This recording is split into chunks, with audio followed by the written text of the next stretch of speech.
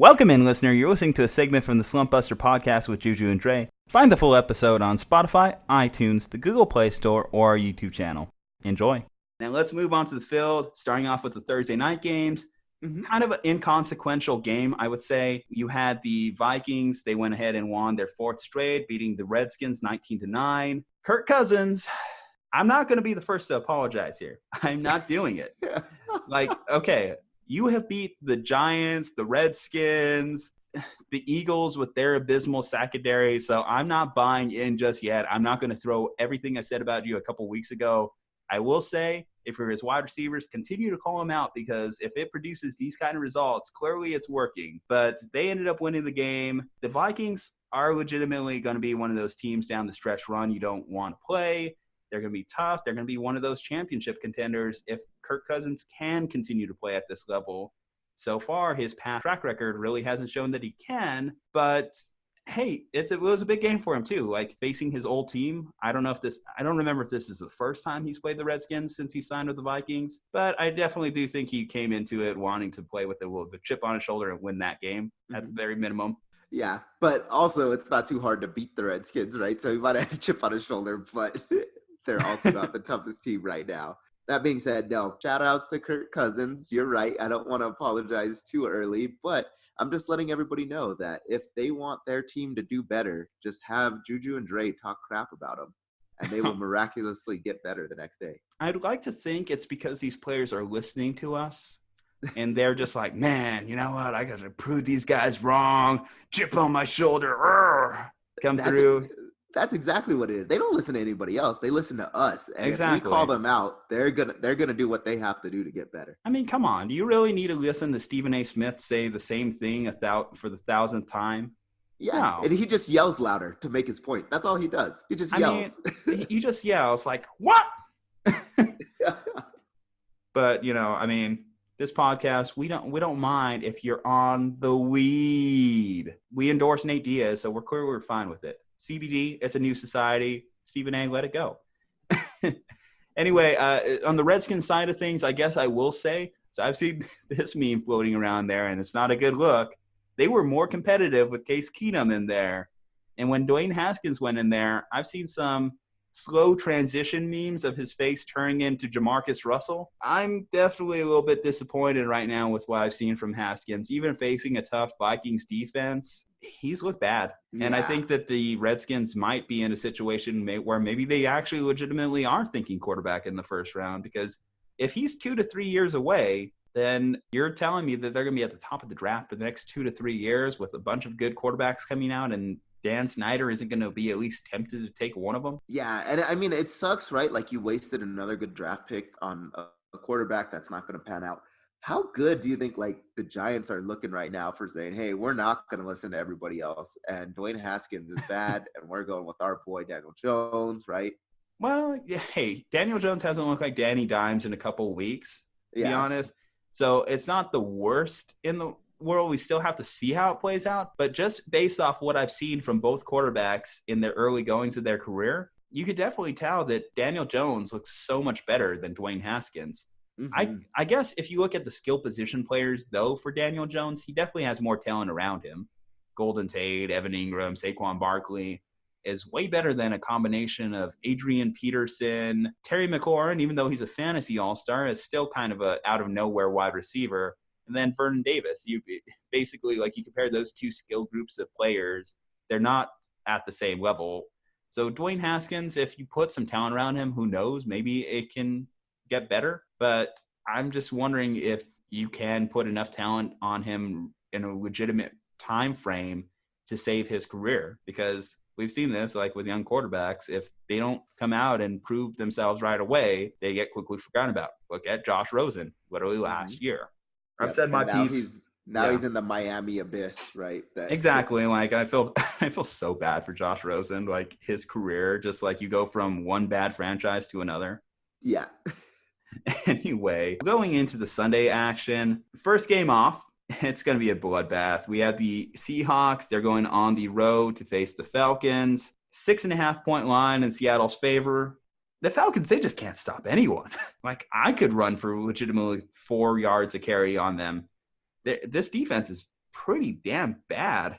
And they just keep getting worse. And then they traded away, Mohamed Sanu. Is he going to be a big piece in the long run for them? Probably not, but he is a good player. So now they're starting to get to the point where they're actually legitimately selling talent there. Dan Quinn, just every day that seat just grows hotter and hotter. I think the obvious pick here is the Seahawks. They're coming off a big loss against the Ravens, which I called. Mm-hmm. Gotcha again. But yeah, I'm going to go with the Seahawks here. Yep, I totally agree. I think the Seahawks are in need of a bounce-back game, right? Not that they've had a whole lot of bad losses, but it's just good for them to get that bounce-back game, get that motivation, right? And I think they're going to be the Falcons. And the Falcons are just garbage right now. Mm-hmm. Now, this next game, Dre, are you going to stop underrating Bills Mafia? Because they are legitimately fighting back with you now on Instagram. I think this is why you need to start getting a social media presence, man, because you got to start defending yourself because – there's a lot of tables getting broken with the name Dre on them right now.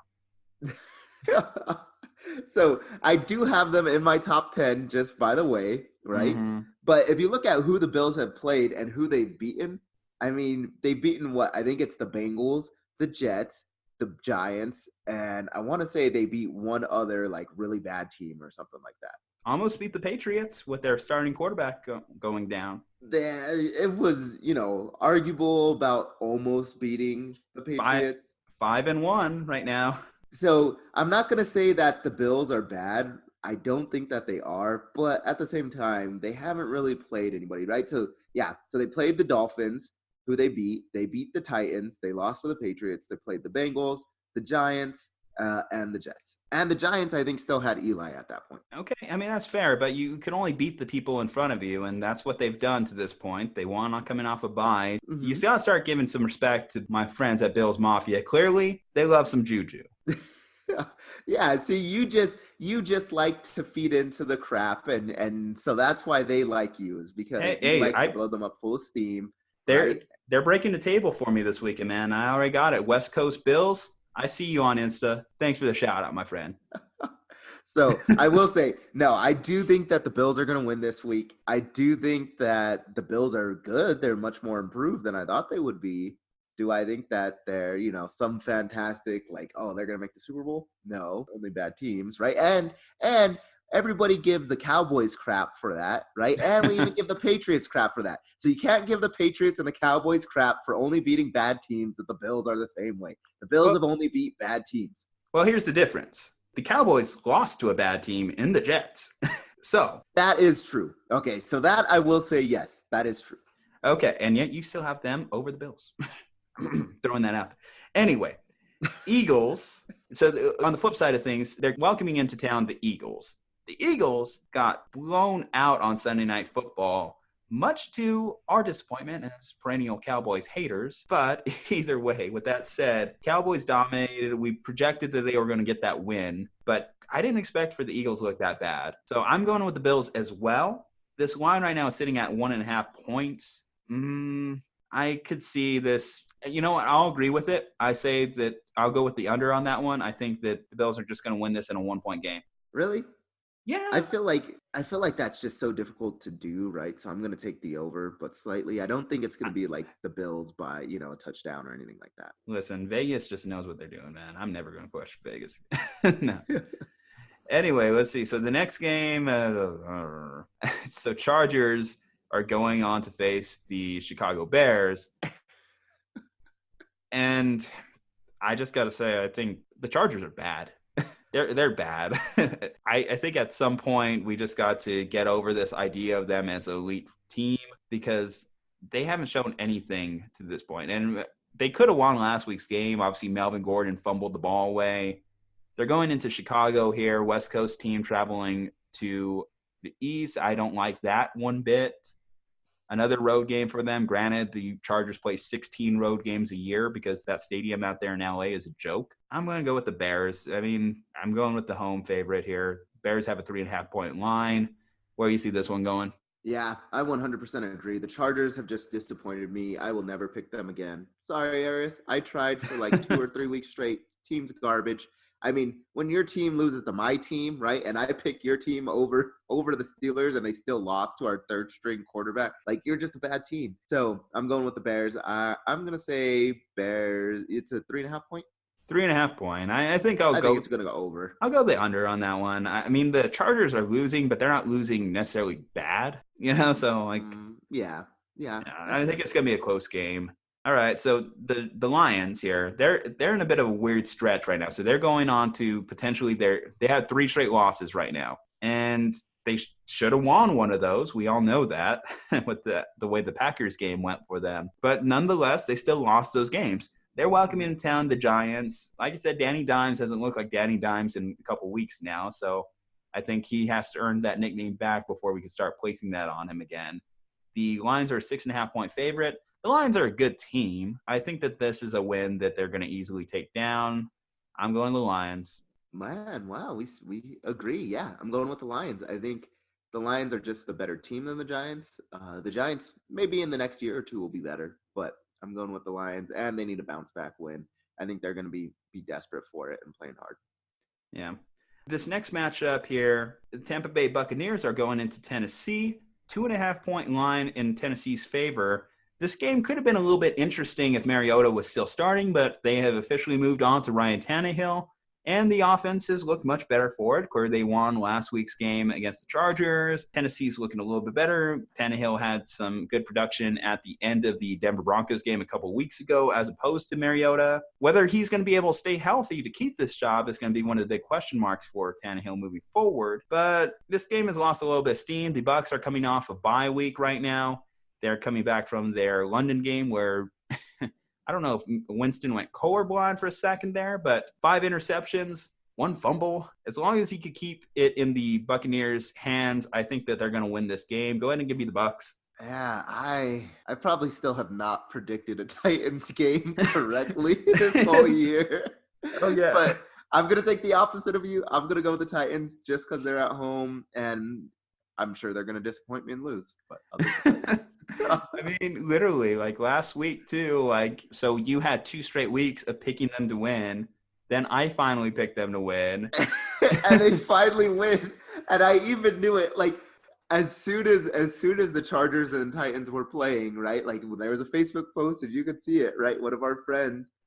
And I'm like, you know what? Like, just for that, I know the Chargers are going to lose just because I picked them and I did not choose the Titans. And sure enough, what happens? Titans win it. Yeah, they're a frustrating team to pick. I mean, as frustrating as it is to watch Jameis try and throw it to his team.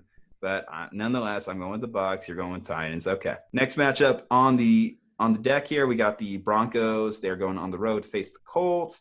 5.5 point line in Indianapolis's favor. Now we're at the point where the Broncos are just actually legitimately selling off players. So obviously the Emmanuel Sanders trade, we led off the segment talking about that. That's going to be an impactful thing. They're talking about Von Miller as a potential trade candidate next. Chris Harris is on the table. This is going to look like a completely different team for the Broncos potentially by next week. And I don't know. So with that said, I think it definitely lines up in the Colts' favor. What are you kind of feeling? I'll let you pick first on this one. Yeah, I think it's going to be the Colts. I think the Broncos are starting to just say, hey, we're going to fold now, right? Like, this year is not the year that we had wanted, though they finally started getting a few wins, right? I think it's the Colts. The Colts are just a better team. And the Colts are actually, they're playing. They still have a shot, right, at making the playoffs. They're doing a lot better than a lot of people thought. So I think the Colts will just want it. They're playing at home, and the Broncos are basically folding. I guess my one last thing on this one is, do you think the Broncos should start Drew Lock in there now that he's officially healthy and ready to go? I mean, you've already folded up on the season, and I think it's time just to let Joe Flacco take a back seat, or do you think he's entering his prime, as Elway has so often insisted? Yeah, I would just go with Drew Lock. I mean, at this point, right, you're not going to win. You might as well get some experience for a young quarterback and see what you have. Because Joe Flacco, obviously, if the Ravens were willing to move off of him, the Ravens did not think that he would bring them another Super Bowl or at least get them close. So I don't know if you're Denver, why you would consider Joe Flacco your next quarterback, right, and think that he'll get you to the promised land. All right. We're sending a real zinger here to London. A quality game. Definitely the finest that America has to offer, because we are offering you the 0-7 Bengals as the road team facing last year's defending NFC champion, Los Angeles Rams. I'm sorry, London. Don't hate us. If you didn't hate us already after Dre and I did some horrible British accents, this Not is the as game bad that as Eris's. not as bad as Eris's, but I think this might actually flip the tie for you because you have to actually watch the Bengals play. So I'm sorry. Please don't tax us anymore on T. Anyway, man, as far as the game goes, I think we both are going to be in agreement here. It's just going to be a matter of do we agree with this line? 12 points.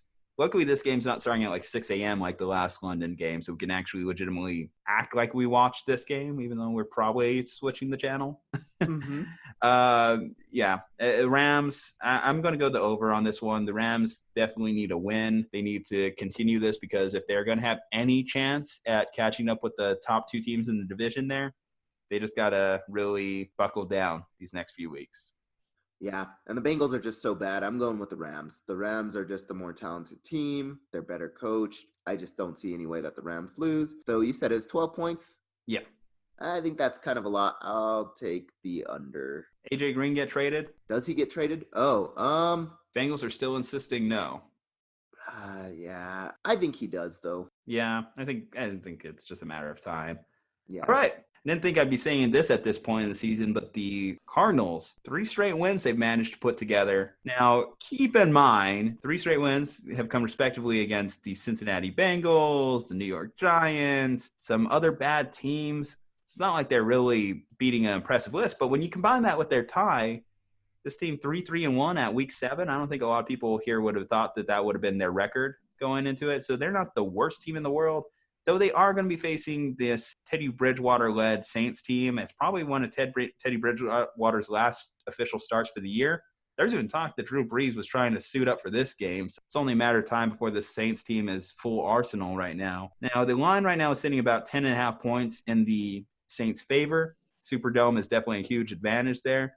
Do you like the Cardinals team to still be able to scrap and potentially pull off an upset, or you think this is going to go Teddy Bridgewater's favor? Because I've been saying for weeks that he's due for a loss, but it just hasn't come. He's undefeated as a starter right now this year.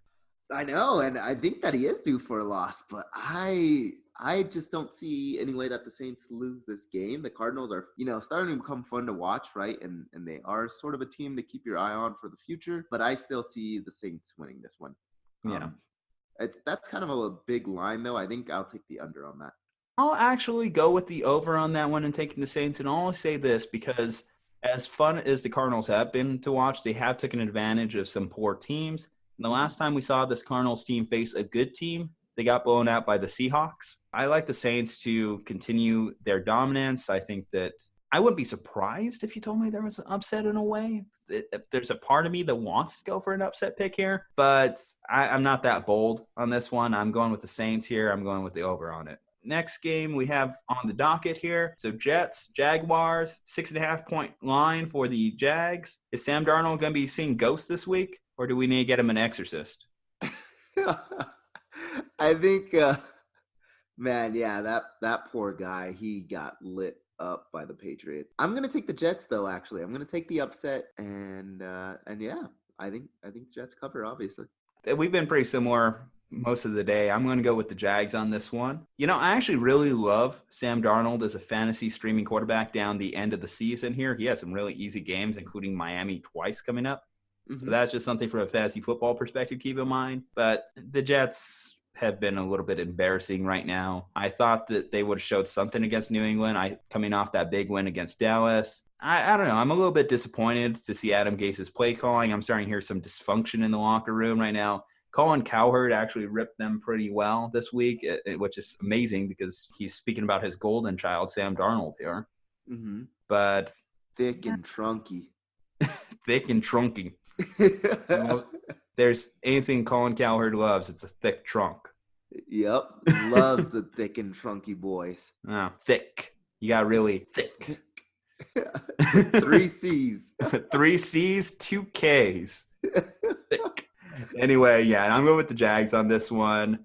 All right, we're moving into the afternoon games right now. This is arguably probably the game of the week in the afternoon slot, and I'm not doing this to be boastful, but Panthers are going on the road to face the Niners. It's going to be a fun game to watch. I'm actually looking forward to this one. I think it's going to be a good one. The Niners right now have a 5.5 point line. This is going to be Kyle Allen's first real test as a starter, I feel. He's faced a lot of weak teams to this point. And as far as the Niners defense, even though they played some decent teams here in the recent goings, decent skill position players, they haven't been able to face anyone quite like Christian McCaffrey. Now, I do think that does play in the Niners' favor as a dominant defense like they are. So I'm going to go ahead and take the Niners. I just don't think Kyle Allen could be able to pick apart this defense like he has with some of the other teams he's played in the recent weeks. Mm-hmm. And I think he's long overdue to throw a couple picks. Yeah. So I think the Niners, especially because of their defense, I just don't think that Allen's ever played a defense quite like the Niners in the NFL. And so I think your Niners are going to do it. They're also playing at home. They look really good. Do you think Sanders will play this week? No, he'll play. I think, though, the main thing to keep in mind is he's probably going to be on a limited snap count. Yeah, probably not I think gonna, so. Or at bare minimum, it's going to be a very bare bones offensive game plan that they work for him. Like I said, he's probably going to work out of the slot. I think that will give some new life to Jimmy, but it's going to take a couple weeks to really develop that rapport between those two. In the meantime, though, I'm picking the Niners. It's going to put them in an interesting position when we start talking about seeding going forward, too. If the Niners are 7-0, it's just a matter of a math equation at that point when it comes to working out buys. Mm-hmm. Yeah, no, definitely. Give me the Niners. Next game up, this is a big, big, big game for the Cleveland Browns. They are going on the road against the Patriots. 11-point line in New England's favor. So they're coming off a bye week, so they'll be at least fresh. And technically, too, you have the Patriots coming off a short week playing on Monday night. But I just don't see how I can go against the Patriots right now, especially just in general. They just pick apart these younger quarterbacks like a Baker Mayfield. They're going to do the same thing to Lamar Jackson here in a couple of weeks. They did that to Sam Darnold. If they're making Sam Darnold see ghosts, I can only imagine the type of demons that Baker Mayfield's going to be seeing on Sunday. I don't know if they're going to live up to that line, though. I'm not going to go as bold as to say 11-point line. I will give the Browns at least a fighting chance at coming off bye week. But, yeah, I'm going to Patriots. Yeah, I'm also going to take the Patriots. Their defense looks really good. And then the Browns, their offensive line, man, just like – they have some good offensive weapons when we're talking about, their running backs and receivers and stuff like that. But that line is just bad. Yeah. So I'm taking the Patriots. I think, especially with the Patriots being at home. Yeah, that's for all the reasons you said. That secondary is so good that you need more time in the pocket to have things develop. And that line isn't giving Baker any time. Now, Baker is not doing himself any favors with all the interceptions he's throwing. And I think probably – if he has another bad performance, we've got to legitimately start talking about Baker moving forward. But, yeah, it's not looking good for the Cleveland Browns. It's definitely one of the biggest disappointments of the year, and they just keep falling behind the Ravens right now in the standings. Mm-hmm. Yeah, and it's a big disappointment, right? Like, they made all this noise with all the good players that they picked up and all this stuff. And Baker, the thing that's also frustrating is he showed signs of life last year, and everybody thought, like, oh, man, this dude could be a legit quarterback. But now you look at him and it's like, is it, because his line is bad, or is it because he's not the quarterback that we thought he was? But I guess we can talk about that more as the season goes on. Another interesting trade target I've seen thrown around, Odell Beckham Jr. Keep that on your radar. Okay. All right. We have the Raiders. They are facing the Texans this week. I was thoroughly mistaken betting against Aaron Rodgers last week to the tune of 5 touchdowns, including a rushing touchdown. That was probably one of my biggest flops in terms of picking an upset pick. And so the Raiders are on the road again here. This is like their 5th straight road game at this point. They're 7-point dogs against Houston. So Houston lost to the Colts last week, so at least I got that pick right. Mm-hmm. I don't know how I feel about this game. You go first. Yeah, I think I'm going to take the Texans still. I think they are just a better team, but the Raiders always prove me wrong, man. Like the Raiders are a lot better than I thought that they would be this year, especially after they lost Antonio Brown. I was like, oh, there's no way. They don't have any hope, but they look actually pretty decent, but I'm still going to take the Texans. Well, okay. I will go with the Raiders. I'm going to make that decision. I believe that John Gruden probably put the fear of God in Derek Carr this week after he decided to fumble the ball out of the back of the end zone again. I don't know how active you've been on social media and seeing that quote pulled out by Derek Carr a couple years ago when he was asked. So he did this before. He fumbled out the back of the end zone against the Cowboys a couple years back, and he was asked about it. He's like, oh, yeah, I'd probably do that again. Well, he did it again. Yeah. And I believe that John Gruden, after seeing that quote circulate for like that entire day, just laid into Carr. I'm going to pick him in a bounce back just because if he doesn't, he's probably not going on the trip to Las Vegas next year. No, I feel for Carr. That's gotta be scary. But no, I still think the Texans are playing at home. I think they just have the better team right now. But I wouldn't be surprised if the Raiders pull it off. Now I'm going to do something a little unorthodox here. Usually we end this segment talking about the Monday Night Football game, but I do not want to give this game the satisfaction of closing out our show. The Dolphins Steelers are the Monday night game this week. Yeah, this is going to be a fantastic game. I'm super excited for it. So should everybody else. No, I'm just kidding. No, this is going to be an awful game. Yeah, I don't know what's worse, the game or hearing Booger McFarland again. We haven't talked about it, but this ESPN announcing crew is just so rough to hear. Mm-hmm. They make the game literally unenjoyable. When my Niners were playing the Browns a couple weeks ago, as fun as it was to see that beatdown on Monday night, as fun as to see Nick Bosa like waving the flag and all that, hearing Booger just get stuck on a loop of talking about Kyle Juszczyk drove me insane.